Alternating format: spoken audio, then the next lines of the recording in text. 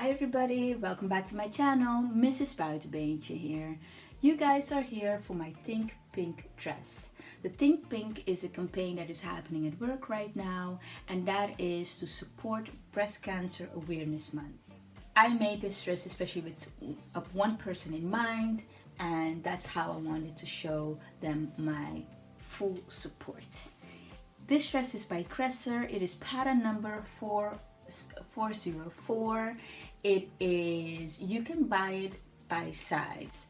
They make really trendy pieces and you can find them on, I find them on grasser.eu, but you can find them on grasser.ru.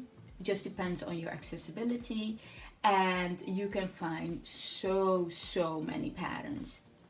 I bought this a long time ago, and I know that I bought the wrong size because I bought size 38, but I should have bought size 42, Russian size.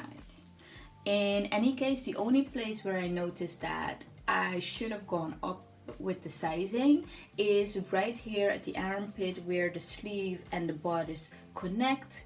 That's where I feel like it's just a little tight, but it's not uncomfortable.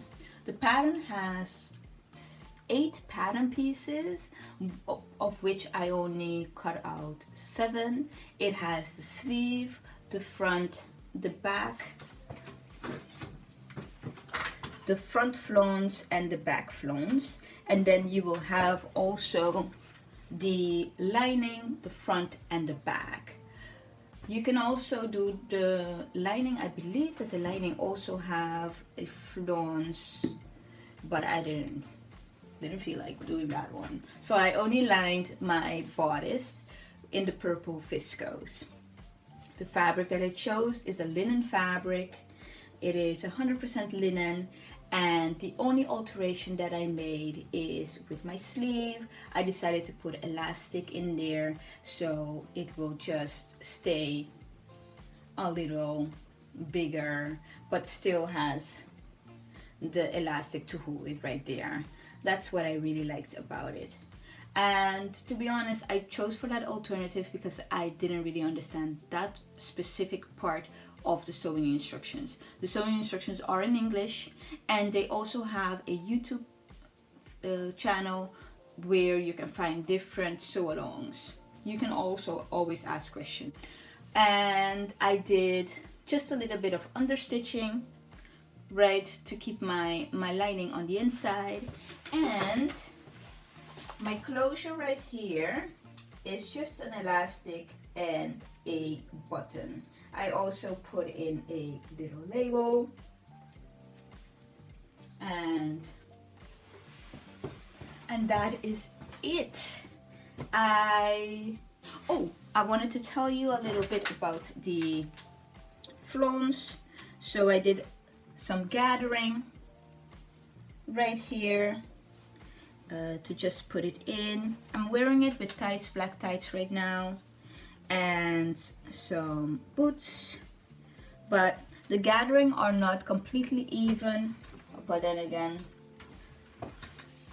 life isn't perfect, so why should my clothes be? And yeah, and I made sure to lock all of my seams and also the lining. So the fabric suggestions, they say a flexible dress blouse suit fabric without stretching, so with no stretch. I can imagine that as a beginner this might be a little bit intimidating, but most of the websites that sell fabric have the option that you can filter down to the dress, and you can filter if you want stretch in your fabric or not, and you will find a fabric that will be suitable for a dress. And they say necessary is a sewing machine, overlocker, iron, and iron board. I would say the overlocker is definitely optional because you can always lock your seams with, if you have a locking foot on your machine, or the one that have the cutting option as well. So that should definitely not deter you. If you don't have a lock foot, you can also use the zigzag stitch would also be fine. This is nice because it does include seam allowance. It is a PDF pattern, so keep in mind that you would have to print or send it to the print shop the amount of paper, stick them together. In terms of fabric, the fabric should be a minimum of 140 in width and in length a minimum of 2.4. The lining should be a minimum of 1.3. It just depends which size, and it will tell you how much you need for each. And that's it. As always, I enjoy making this video. I hope you enjoy watching. Don't be afraid to comment down below if you have any questions or just want to say hey. And you have a great day. Bye.